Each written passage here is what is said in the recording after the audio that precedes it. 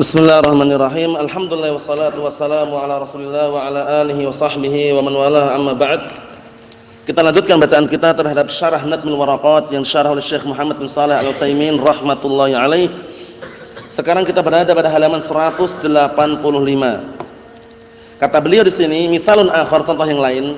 Ini mengenai apa kemarin? Mengenai mursal ya. Nah, sudah kita lewati marasilus sahabah la tadur wa tuqbal. Itu kaidahnya ya, marasilus sahabah la tadur wa tuqbal. Nah, marasilnya sahabat itu ya, terputusnya sanadnya sahabat kalau dia itu sahabat, itu apa? Itu tidak membahayakan dan diterima.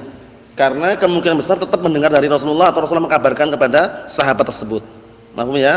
Nah, barakallahu fikum, seperti itu walaupun enggak bertemu langsung, mungkin melalui sahabat yang lainnya kan ya. Seperti itu. Nah, barakallahu fik.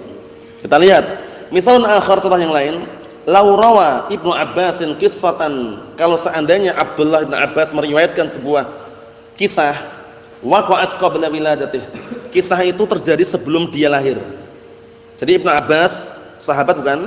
Sahabat yang mulia. Nah, beliau ini digelari dengan apa? Mufassir sahabah. Nah, turjumanul Quran. Paham ya? Kemudian beliau dikenal dengan ulama sahabah yang paling muda di antaranya. 15 tahun sudah pandai dalam menafsirkan Al-Qur'an. Nah, kalau seandainya Ibnu Abbas membawa riwayat isinya kisah tentang kejadian sebelum dia lahir. Kalau sebelum dia lahir kemungkinan besar dia enggak menyaksikan itu. Nah, kita lihat, li'anna risalata qabla Ibnu Abbas, karena risalah kerasulan Rasulullah itu, Rasul diutus sebelum lahirnya Ibnu Abbas. Fa Ibnu Abbas radhiyallahu anhu hina hajjar Rasul sallallahu alaihi wasallam hajjatul wada'. Maka Abdullah bin Abbas radhiyallahu anhu ketika Rasulullah melakukan haji wada', haji perpisahan, karena qad nahazal ihtilam. Waktu itu beliau Abdullah bin Abbas itu baru apa? Baru menginjak usia dewasa. Nah, menginjak usia dewasa, baru tumbuh menjadi orang, menjadi anak dewasa. Nah, paham ya? Nah, yakni umruhu hawali 15 sanatan. Waktu itu usianya sekitar 15 tahun. Karena biasanya normalnya kalau anak laki-laki 15 tahun itu sudah dewasa. Kedewasaan bisa terkadang diukur dengan mimpi basah, paham ya? Atau dengan suaranya berubah. Biasanya laki-laki normal sini ada semacam apa itu namanya? Nah, barakallahu fikum, suaranya berubah, enggak kecil lagi suaranya. Ada juga yang memang dia diciptakan tabiatnya suaranya kecil. Paham ya? Tapi kan ada tanda-tanda yang lain. Paham ya? Tanda-tanda yang lain seperti ihtilam, mimpi basah atau yang semisalnya. Nah, itu pahami baik-baik ya, jangan sampai keliru ya. Kita lihat bagaimana kalau kejadiannya seperti itu. Wa hajjatul wada' kana li risalatir Rasul sallallahu alaihi wasallam 23 sanah. Sedangkan haji wada' itu dilakukan jarak antara Rasulullah diutus menjadi Rasul itu 23 tahun. Paham ya? Jadi setelah Rasulullah menjadi nabi dan rasul itu 23 tahun setelahnya itu baru apa? Rasulullah melakukan hajatul wada'. Ketika usianya berapa? 63 tahunan itu. 63 tahun. Nah, kalau Ibnu Abbas kok mengkisahkan kejadian yang terjadi sebelum dia lahir, nah itu maksudnya. Itu bagaimana, diterima atau tidak, kita lihat. Falau rawa qissatal hijrati masalan. Kalau seandainya Abdullah bin Abbas mengkisahkan tentang kisah hijrah, berarti hijrah terjadi sebelum Ibnu Abbas lahir, ya enggak? Sebelum Ibnu Abbas dilahirkan. Nah, kalau Ibnu Abbas kok membawakan riwayat kok isinya kisah masalah hijrah, fa innahu qat'an lam yudrikil hijrah. Maka sesungguhnya Ibnu Abbas secara qat'an, secara pasti lam yudrikil hijrah, tidak menjumpai hijrah tersebut karena belum lahir. Ya enggak? Nah, terus tapi diterima enggak periwayatannya, kita lihat. Aw lam tudrikhu aw qul ma syi'ta. Intinya dalam keadaan Ibnu Abbas tersebut tidak menjumpai hijrah tersebut dan enggak tahu bagaimana hijrahnya. Nah, karena waktu itu belum lahir. Atau engkau katakan apa yang kau inginkan dah. Idza rawa qissatal hijrah na'lamu annahu lam yubashirha bi nafsihi. Apabila Ibnu Abbas meriwayatkan kisah masalah hijrah, maka kita tahu, yakin bahwasanya Abdullah bin Abbas ini tidak menyaksikan langsung dengan dirinya. Karena waktu itu belum lahir itu loh, ya enggak? Waktu itu belum lahir. Fa inna nahkum bi anna hadzal mursal muttasilun. Tapi kita hukumi berani. Kita berani menghukumi mursalnya ini, terputusnya sanadnya ini, kita katakan muttasil. Memiliki hukum apa? Muttasil, memiliki hukum ittisal, bersambung dia. Paham belum? Nah, barakallahu fikum, atau istilah lain kadang mausul. Sanadnya mausul, sanadnya bersambung. Sanadnya muttasil, bersambung. Paham ya? Kenapa? Padahal dia enggak menyaksikan, enggak ikut hijrah juga, tapi kenapa dihukumi seperti itu? Lihtimali anna an-nabiyya sallallahu alaihi wasallam haddatsahu anha bi nafsihi. Karena ada kemungkinan bisa jadi Rasulullah SAW mengkisahkan tentang hijrah itu kepada Ibnu Abbas dengan sendirinya. Memang kejadian hijrah itu sebelum Ibnu Abbas lahir. Tapi ketika Ibnu Abbas barakallahu fiikum sudah menginjak dewasa, kemungkinan besar Rasulullah pun juga menceritakan kepada Ibnu Abbas. Jadi mungkin enggak itu? Mungkin. Karena Rasulullah sering menasihati Ibnu Abbas dalam keadaan ketika masih kecil, yang ya ghulam, ihfadillah yahfadka, ihfadillah tajidhu tijahak. Itu kan menunjukkan masih kecil. Jadi kemungkinan besar Rasulullah mengkabarkan kepada Ibnu Abbas, mengkabarkan kepada Abdullah Ibnu Abbas, sehingga memiliki hukum apa? Fayuhkamu bi annahu muttasil. Maka dihukumi bahwasanya sanad tersebut atau riwayat tersebut bersambung. Walaupun dia tidak menyaksikan, tidak ikut hijrah juga. Karena kemungkinan besar apa tadi? Rasulullah mengkabarkan kepada Abdullah Ibnu Abbas radhiyallahu anhu. Mafhum? Ayo na'am. Berikutnya wa amma mursalut tabi'in famunqati'un. Adapun mursalnya para tabi'in. Siapa para tabi'in itu? Siapa para tabi'in?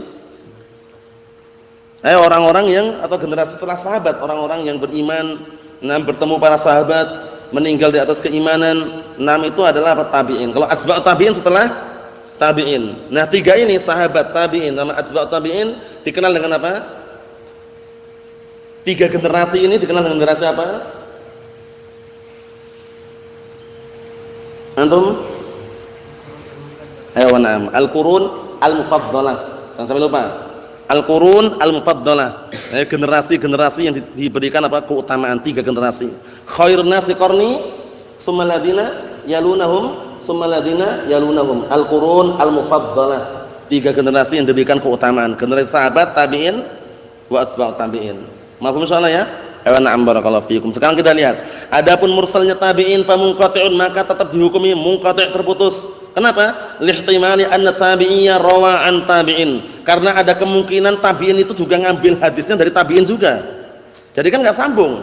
Tabi'in ngambil hadis dari tabi'in juga itu loh. Naam. Wa tabi'iyya tsani rawa an tabi'in. Dan bisa jadi tabi'in yang kedua itu pun ngambil dari tabi'in juga. Wa tabi'iyya tsalis rawa an tabi'in. Dan bisa jadi tabi'in yang ketiga itu juga apa? Meriwayatkan dari tabi'in juga.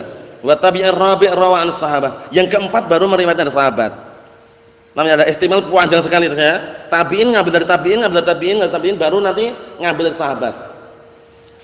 Fantawa fi sanad salasah. Akhirnya apa? Memanjang. Ya, sanadnya memanjang tiga gitu. Tabi'in, an tabi'in, an tabi'in, as-sahabah. Panjang enggak berarti?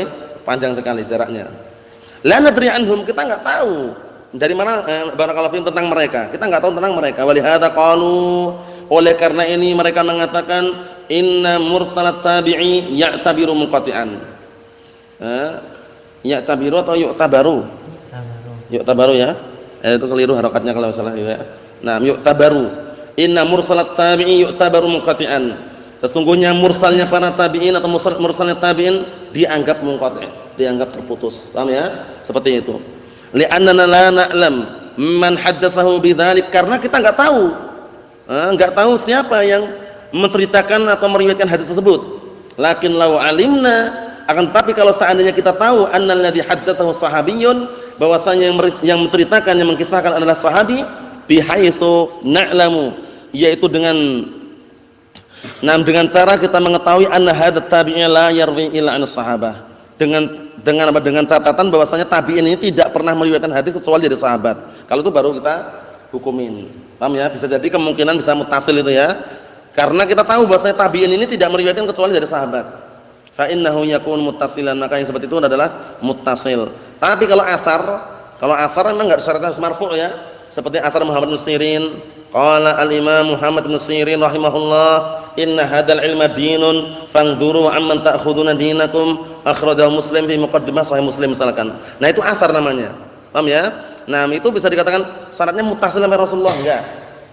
Paham ya? Karena asar itu apa? Ya, asar sebagaimana kita lewati bahwasanya sebuah hadis atau sebuah ucapan yang barakallahu fikum sampainya kepada para tabi'in dan di bawahnya. Paham ya? Atau sahabat juga bisa, sahabat dan para tabi'in. Tapi kalau sampai Rasulullah hadis. Walaupun secara globalnya asar itu kalau dikasih takyid asarun anin Nabi sallallahu alaihi wasallam juga bisa. Cuman hukum globalnya hadis, asar, khobar.